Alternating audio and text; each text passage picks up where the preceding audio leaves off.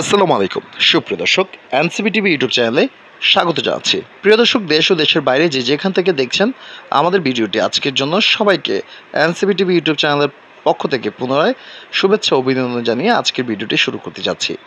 আজকের ভিডিওতে আমরা কথা বলবো পোল্যান্ড সম্পর্কে, বিশেষ করে পোল্যান্ডে ওয়ার্ক পারমিট ভিসা কীভাবে পাওয়া যাবে বাংলাদেশ থেকে, সেই সম্পর্কে আজকের ভিডিওতে কথা হবে। তাই পুরো ভিডিওটি না টেনে দেখার অনুরোধ থাকলো। প্রিয় দর্শক, পোল্যান্ড ওয়ার্ক পারমিট ভিসা বিদেশগামীদের জন্য সোনার হরিণের মতো। পোল্যান্ড ইউরোপীয় ইউনিয়নের একটি সদস্য রাষ্ট্র। দেশটি ইউরোপের মধ্যভাগে অবস্থিত। পোল্যান্ড একটি প্রজাতান্ত্রিক রাষ্ট্র। পোল্যান্ডের অর্থনীতি ইউরোপের অন্যতম গতিশীল অর্থনীতি। ইউরোপীয় দেশগুলোর মধ্যে পোল্যান্ডে জব পাওয়া তুলনামূলক অনেক সহজ। তাই দিন দিন পোল্যান্ড ওয়ার্ক পারমিট ভিসায় যাওয়ার প্রবণতা বেড়েই চলছে। এখন পোল্যান্ড কি ওয়ার্ক পারমিট ভিসা উন্মুক্ত কিনা? হ্যাঁ, পোল্যান্ড ওয়ার্ক পারমিট ভিসা উন্মুক্ত। পোল্যান্ড ওয়ার্ক পারমিট ভিসা 180টির বেশি দেশের জনসাধারণের জন্য উন্মুক্ত। বাংলাদেশের দেশগুলোর মধ্যে একটি। বাংলাদেশি নাগরিকরা পোল্যান্ডে কাজের জন্য ভিসা পাওয়ার জন্য আবেদন করতে পারেন। পোল্যান্ড ওয়ার্ক পারমিট কীভাবে পাবেন? আচ্ছা, এই একটা প্রশ্ন অনেকেই করে থাকেন। তো পোল্যান্ডে কাজের জন্য ভিসা পাওয়ার জন্য একটি পোলিশ কোম্পানির কাছ থেকে চাকরির অফার থাকা বাধ্যতামূলক। আপনি যদি একজন দক্ষ কর্মী হন এবং আপনার কাজের অভিজ্ঞতা থাকে, তাহলে আপনি চাকরি পাওয়ার সম্ভাবনা বেশি। আপনি যদি একটি পোলিশ কোম্পানির কাছ থেকে চাকরির অফার পান, তাহলে সেই কোম্পানি আপনার জন্য কাজের অনুমতি আবেদন করবে। কাজের অনুমতি পাওয়ার জন্য কোম্পানিকে প্রমাণ করতে হবে যে তারা একজন পোলিশ নাগরিককে আপনার পদে নিয়োগ দিতে পারেনি, এবং পোল্যান্ডে কাজের ভিসার জন্য আবেদন করার জন্য আপনার পাসপোর্টের মেয়াদ কমপক্ষে 9 মাস থাকতে হবে।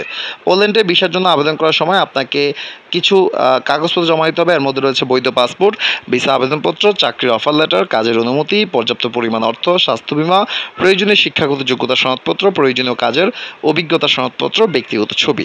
পোল্যান্ডের ভিসার জন্য আবেদন করার পর আপনাকে একটি ভিসা ইন্টারভিউ দিতে হবে। ভিসা ইন্টারভিউ আপনাকে আপনার কাজের অভিজ্ঞতা, শিক্ষাগত যোগ্যতা এবং পোল্যান্ডে কাজ করার জন্য আপনার কারণ সম্পর্কে জিজ্ঞাসা করা হবে। পোল্যান্ড ওয়ার্ক পারমিট পাওয়ার জন্য আপনার একটি দীর্ঘ প্রক্রিয়া হতে পারে, তবে যদি আপনি সব প্রয়োজনীয় পদক্ষেপ অনুসরণ করেন তাহলে একটি ভিসা পেতে সক্ষম হবেন। পোল্যান্ড ওয়ার্ক পারমিটের জন্য আবেদন করার সময় নিম্নলিখিত বিষয়গুলো মনে রাখতে হবে। 1. আপনার সমস্ত কাগজপত্র সঠিকভাবে পূরণ করুন এবং জমা দিন। আপনার ভিসা ইন্টারভিউ ভালোভাবে প্রস্তুত হন। পোল্যান্ডের সংস্কৃতি এবং ভাষা সম্পর্কে একটু ধারণা নেন। আচ্ছা, পোল্যান্ডে কী কাজে ওয়ার্ক পারমিট ভিসা যায় বাংলাদেশিরা? পোল্যান্ডে বাংলাদেশিরা যেসব কাজের ওয়ার্ক পারমিট ভিসায় যায় সেগুলো বিশেষ করে বাংলাদেশি শ্রমিকদের দক্ষতা প্রয়োজন হয় না, তাই পোল্যান্ডে কাজের জন্য ভিসা পেতে বাংলাদেশিরা তুলনামূলকভাবে সুযোগ পায়। পোল্যান্ডে বাংলাদেশের যেসব কাজের ওয়ার্ক পারমিট ভিসা যায় সেগুলো হচ্ছে নির্মাণ কাজ। পোল্যান্ডে নির্মাণ কাজের জন্য বাংলাদেশি শ্রমিকদের ব্যাপক চাহিদা রয়েছে। উৎপাদন কাজ। পোল্যান্ডের বিভিন্ন শিল্প কারখানায় বাংলাদেশি শ্রমিকদের কাজের সুযোগ রয়েছে। তারপর রয়েছে পোল্যান্ডের হোটেল, রেস্তোরাঁ এবং অন্যান্য পরিষেবা খাতে বাংলাদেশি শ্রমিকদের কাজের সুযোগ রয়েছে। এখন আসেন পোল্যান্ড যেতে কত টাকা খরচ হবে। পোল্যান্ড যেতে মোট খরচ নির্ভর করে আপনার পছন্দ এবং প্রয়োজনের উপর, তবে সাধারণভাবে পোল্যান্ড যেতে প্রায় 5 থেকে 10 লক্ষ টাকা খরচ হয়ে থাকে। এই খরচের মধ্যে রয়েছে ভিসা ফি।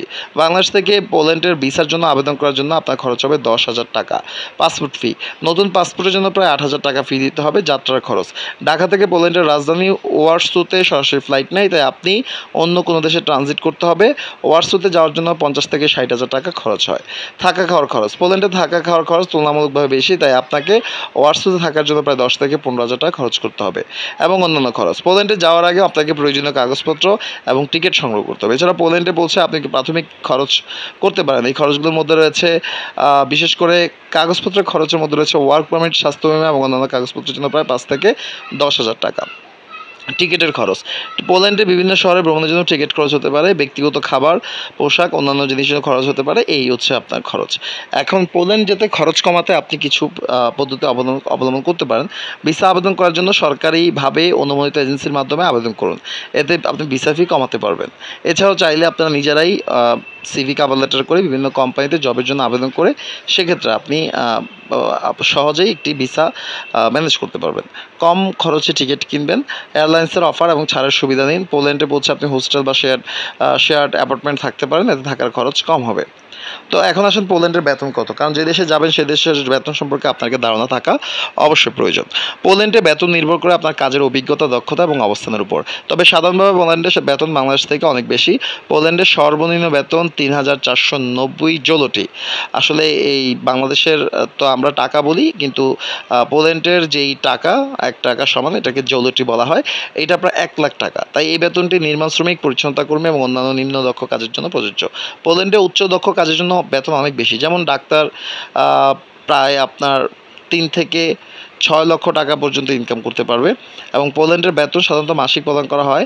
বেতন ছাড়া পোল্যান্ডে কর্মচারীদের বিভিন্ন সুবিধা রয়েছে এবং চাকরির সুরক্ষা রয়েছে, ছুটি আছে, স্বাস্থ্য বীমা, অন্যান্য সুবিধা, বোনাস, পেনশন, অন্যান্য সুবিধা, শিক্ষা সুবিধা, ক্রেডিট সুবিধা, এছাড়াও বিশেষ সুবিধা কিন্তু রয়েছে।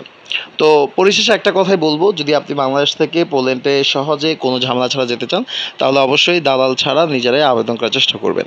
নিজেরা আবেদন করতে গেলে যেটা আপনাদের প্রথমেই আমি বলেছি, আবারও বলছি যে একটি ইউরোপিয়ান স্টাইল, যেহেতু পোল্যান্ড একটি ইউরোপের কান্ট্রি, ইউরোপের রাষ্ট্র, তাহলে আপনাকে এখানে আবেদন করতে গেলে অবশ্যই ইউরোপিয়ান স্টাইলের একটি সিভি, এবং এই সিভিতে আপনি যেই কাজের দক্ষ সেই কাজের দক্ষতাকে তুলে ধরতে হবে। অর্থাৎ আপনার এখানে আপনি যে কাজে পারদর্শী সেই কাজটাকে খুব সুন্দরভাবে তুলে ধরে এবং পর্যায়ক্রমে ধাপে ধাপে আপনার যত ধরনের অভিজ্ঞতা রয়েছে সেই অভিজ্ঞতা তুলে ধরে একটা প্রফেশনাল সিভি যদি করতে পারেন, এবং সেই সিভিটা পোল্যান্ড না, আপনি ইউরোপের যেই দেশেই যে কোম্পানিতেই পাঠান ওই সেই কোম্পানি অবশ্যই আপনার প্রতি যাতে আগ্রহ প্রকাশ করে আপনাকে তার কোম্পানিতে নিয়োগ দেওয়ার জন্য।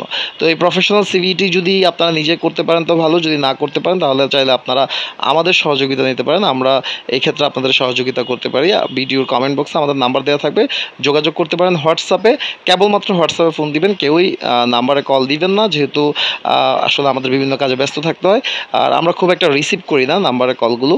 তো আপনি যদি সরাসরি নাম্বারে কল না দিয়ে যদি হোয়াটসঅ্যাপ আপনারা মেসেজ দিয়ে রাখেন তাহলে অবশ্যই আমরা আপনার সাথে যোগাযোগ করব এবং আমরা চেষ্টা করব আপনাদেরকে একটি ভালো প্রফেশনাল মানের সিভি করে দেওয়ার জন্য। এছাড়া সিভি, কাভার লেটার এগুলো আমাদের মাধ্যমে চাইলে করতে পারেন।